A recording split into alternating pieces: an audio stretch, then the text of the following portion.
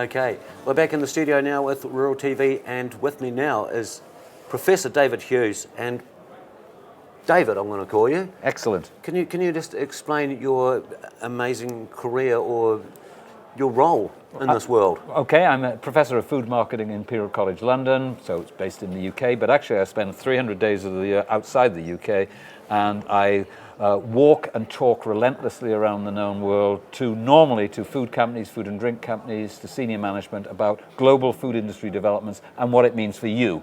And you could be a big firm like Tesco, a retailer, or it could be the dairy industry in Methven. Yeah. And that's what I'm doing here today. Okay, so you're 60 odd days at the varsity. 60 days at home. Oh yeah, 60 days at home. Yes. And then a lot of the time you're out on the speaking circuit. Normally it's in the boardroom, Yeah. and talking to boards of directors and senior managers about their strategy and how it sort of fits with global food industry developments. In terms of doing any academic work, really that's just all I do now. Is I'm quite happy to examine PhDs in my area, food business, and then if a university wants me to talk to their postgraduates, I'm happy to do that. But Yeah. no, I don't have an office in the university, but they're happy enough for me to carry the title. Yeah, yeah.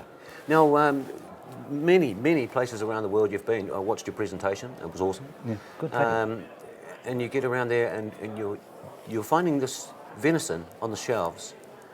And where was that now? And it said from New Zealand. I was in Hong Kong about 10 days ago, and preparing for this talk, I thought, right, I'll go to the Chinesey part of Hong Kong, which is Kowloon, find a good supermarket and see what venison I can find. Actually, it was hard enough. It was hard enough because trying to talk to the Cantonese about venison, of course, they wouldn't understand me, and I didn't understand that. Eventually, I found a scrubby-looking pack of flap and ribs of frozen venison, and it claimed that it was 100% New Zealand.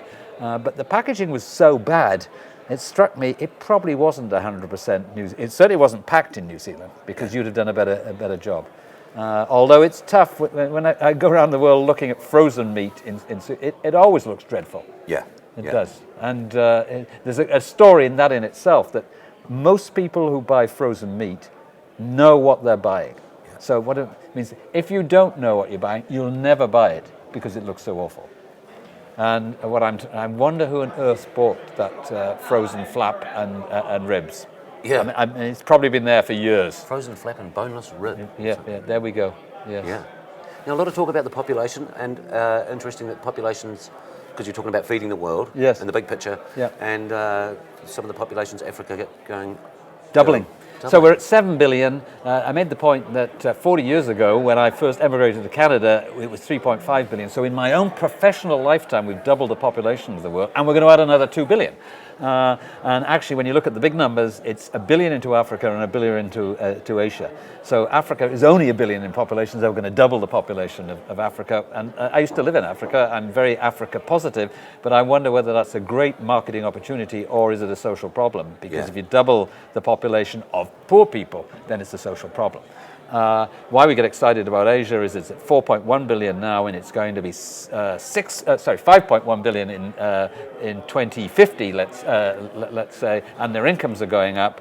And what happens when incomes go up? Then people trade up in their diets, which means more protein, and that's good for New Zealand because it's more milk, it's more dairy products, and it's certainly more meat products. Although, of course, venison, and that's what we're talking about today, is a pretty niche product, and it's a premium product. Now, you've also just come off the panel in there with some guys from sort of Food Farms and Lions, yes. And there's a lot of talk about people getting a little bit scared about China.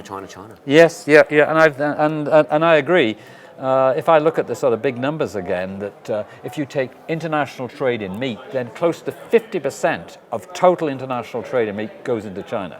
Well, that's fine and dandy. In fact, it's sort of brilliant in many respects. It's brilliant for your lamb industry because they take the bits of the lamb that other countries don't necessarily want.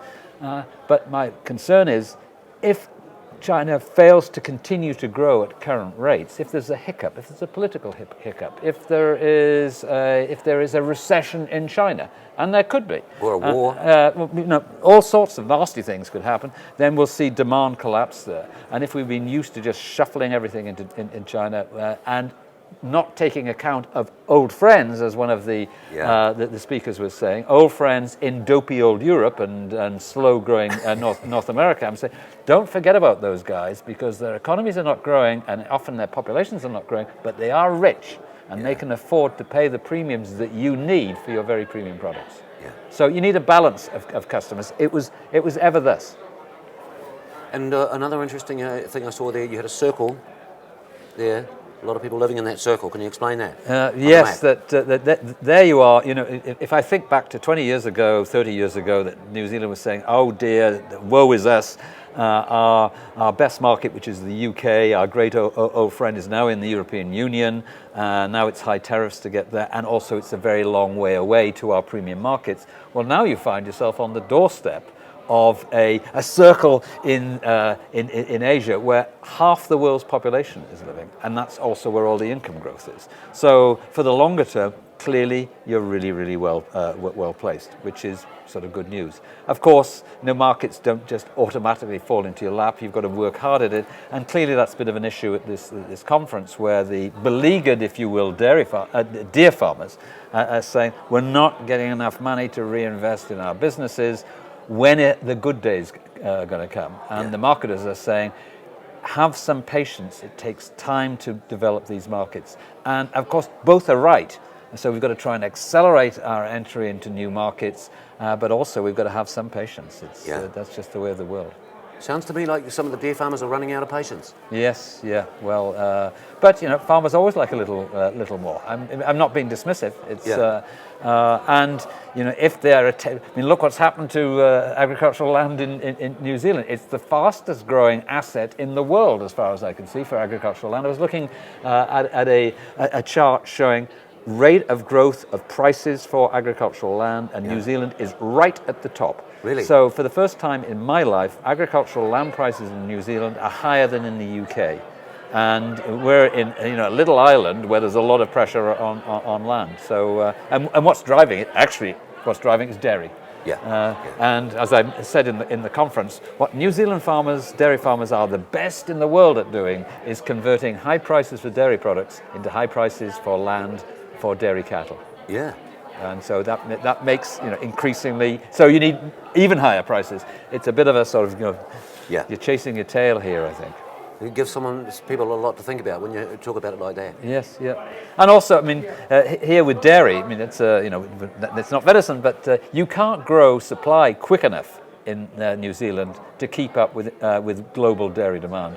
That probably means that dairy farmers have to go outside New Zealand to farm, and I expect that they will do. Venison is a completely different matter. You're the largest exporter of venison and of deer products. I think that's sort of brilliant.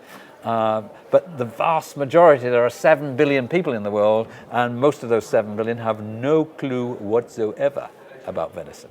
Yeah. And that's the challenge, as I was saying, that for this really special meat, which can be super premium, you've got to get it into people's mouths, because if they don't taste it, they won't buy it. Yeah. And that's the challenge. It's expensive to educate people about new products like venison. And that's what the marketers are saying. And the farmers are saying, yes, but we can't wait, get on with it. So, it's a tension, and it's the same in many countries. Thank you very much, David. My pleasure, and thank you, Tony.